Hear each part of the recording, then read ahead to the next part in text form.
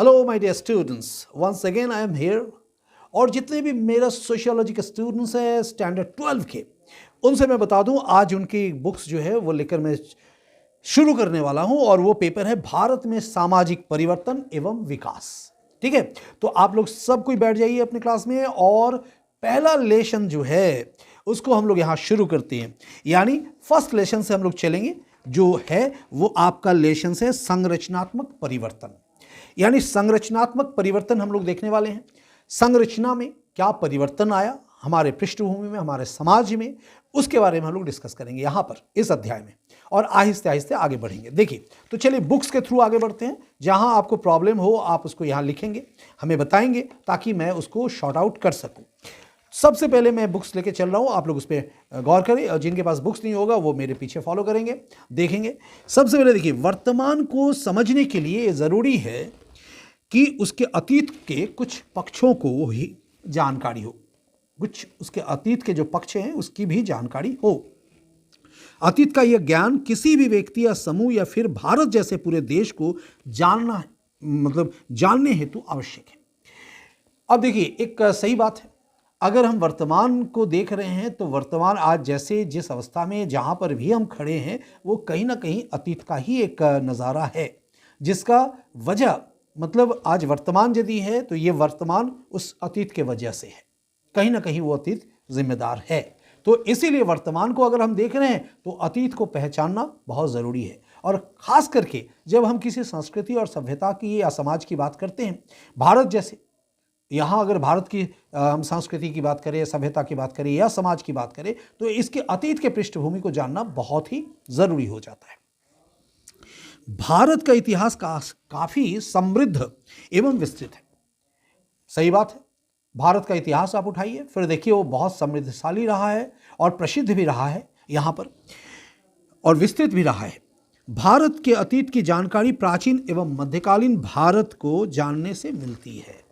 अगर आप मध्यकालीन भारत की जो दशा, उसकी स्थिति को आप देखते हैं, समझते हैं, तो आप समझ पाएंगे कि हमारी भारत की क्या गरिमा रही है, किस तरह की स्थिति थी उस वक्त। और जबकि आधुनिक भारत को समझने के लिए जरूरी है कि भारत के औपनिवेशिक अनुभवों को जानें, और भारत में आधुनिक विचार एवं संस्थाओं की शुरुआत औपनिवेशिकता की देन है। तो ये औपनिवेशिक जो हम बात उठा रहे हैं, ये औपनिवेशिक चीज़ क्या है, उसके अनुभवों को हम कैसे, तो देखिए एक बात मैं बता दूं, भारत में कई ऐसे जो हमारे ऊपर मुगलों का शासन रहा, ब्रिटिश का शासन रहा, तो जैसे जैसे यहाँ हमारे ऊपर लोग आए और हमारे ऊपर शासन किए और एक लंबे अरसे तक, तो हमारा जो सभ्यता हो, संस्कृति हो, उस पर काफ़ी हद तक प्रभाव पड़ा, काफ़ी हद तक प्रभाव पड़ा। जैसे देखिए, आज एक छोटी सी चीज़ आपको बता रहा हूँ, हम लोग क्या होता है कि अगर बैठ के आप लोग कहते हैं कि हम डिस्को म्यूज़िक सुन रहे हैं, पॉप म्यूज़िक सुन रहे हैं या गज़ल सुन रहे हैं, तो ये सब जो है ना उस जगह की एक देन है, पीछे की जो हमारे अतीत की देन है, जो हमारे सभ्यता या संस्कृति के रूप में आज हमारे साथ है। अगर हम टाई पहन रहे हैं, बो पहन रहे हैं, नेक टाई जिसको बोलते हैं, अगर पहन रहे हैं, तो ये भी हमारे उस वक्त की देन है। ठीक है, तो हमारा ड्रेसेस में भी जो फैशन में देख रहे हैं, ड्रेसेस में देख रहे हैं, या जो हमारा रहन सहन का स्तर बना है, जिस तरह से आचार व्यवहार में परिवर्तन आया, या हम सॉरी या थैंक यू बोलना सीखे, ये सब कहीं ना कहीं उसका ही, उस अतीत का ही देन है। तो इसको हम लोग बिना जाने वर्तमान को समझना या उसको परखना बहुत मुश्किल होगा। अब देखिए यहाँ पर क्या है, ये एक विरोधाभासी स्थिति भी औपनिवेशिकता की देन है, और उपनिवेशवाद के प्रभाव के कारण भारत में आधुनिक विचारों को जाना, भारत ने आधुनिक विचारों को जाना। उपनिवेशवाद, अब देखिए एक शब्द है उपनिवेशवाद। उपनिवेशवाद क्या हो गया, जब एक देश किसी दूसरे देश के ऊपर एक लंबे अवधि तक शासन करता है, शासन करना जिसे हम उपनिवेशवाद कहते हैं, है ना।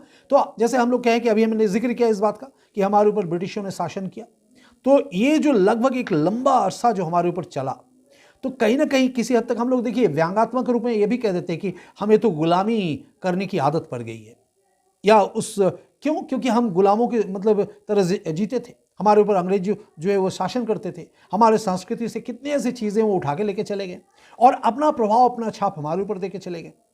तो कहने का मतलब जो है, ये लंबे अरसे तक जो उसका शासन रहा हमारे ऊपर, तो हमारे जो पहचान बनी, जो आज जो हम वर्तमान में खड़ा है, तो तो हम पूर्ण रूप से ये नहीं कह सकते कि हमारे ओरिजिनल जो भी संस्कृति है ये हमारी खुद की ही है। इसमें भी बहुत सारे परिवर्तन आया। जैसे एक छोटी सी बात को ले ले, हम लोग जैसे पहले क्या होता था कि जैसे हमारा समाज जो था संयुक्त परिवार से हम लोग बिलोंग करते थे, यानी हमारा परिवार की जो पृष्ठभूमि रही वो संयुक्त परिवार की रही।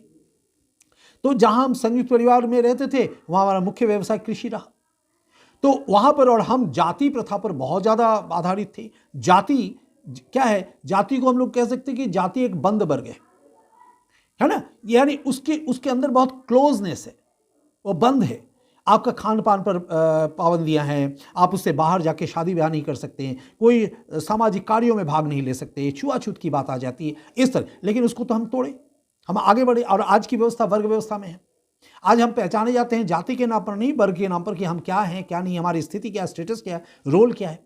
तो और उस वक्त से जब हम वहां से, यानी जब हम गांव से कस्बे से जब हम शहर के तरफ नगर के तरफ बढ़े, नगरीकरण हुआ, औद्योगिकरण हुआ, तो हमारे पहनावा ओढ़ावा, हमारा बोल चाल भाषा, जहां हम उद्योग में काम करने लगे तो वहां कई ऐसे लोग बैठे जहां पर जाति की जो भावना वह कहीं ना कहीं टूटा।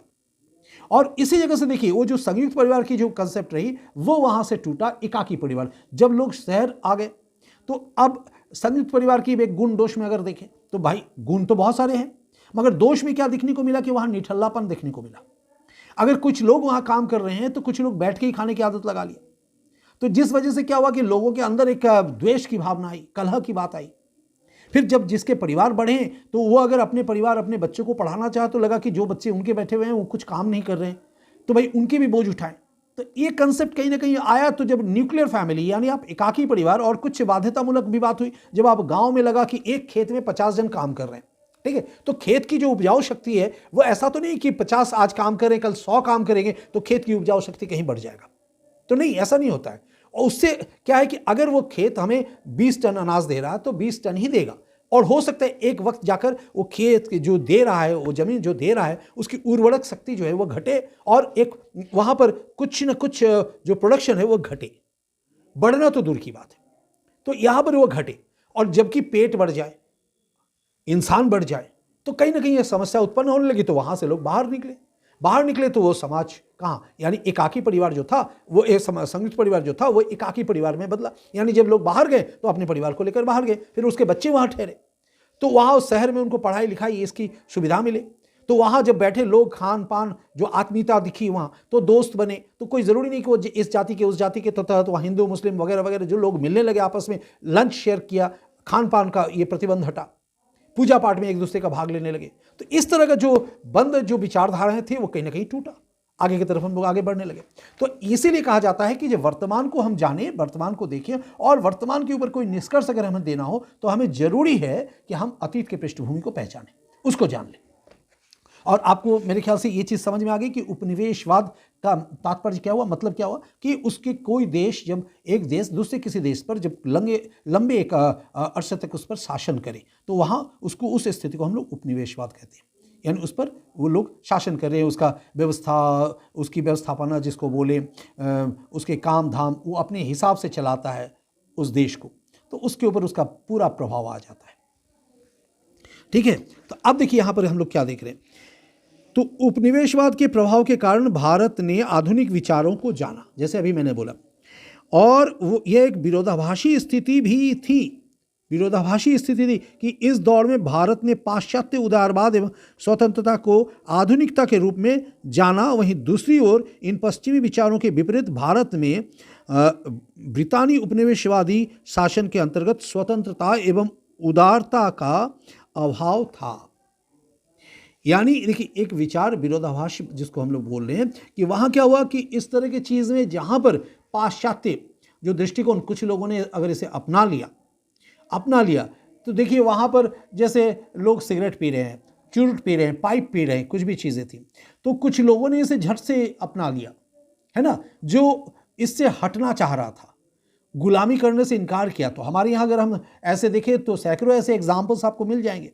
कुछ लोग देश में आज़ादी के लिए लड़ रहे थे और कुछ लोग भाई भाई को पकड़ा रहा था, कोई वहां पर उसका प्रिय बन रहा था, बात समझ में आई? तो जो लोग झट से उन चीज़ों को एक्सेप्ट कर लिए, यानी स्वीकार कर लिया, वो उसको उसी रूप में समझ लिया और उसके लिए वो बहुत आसान हो गया। और जिन लोगों के लिए ऐसा लगा कि नहीं, हम इस चीज़ को नहीं अपनाएंगे, तो वो नहीं अपना सके उस चीज़ को। कोई ज़रूरी नहीं कि उस बात को, उसके विचारधारा को वो संपूर्ण रूप से ले ले अंदर में। तो एक विरोधाभासी विचार जो है वो सामने देखने को मिला।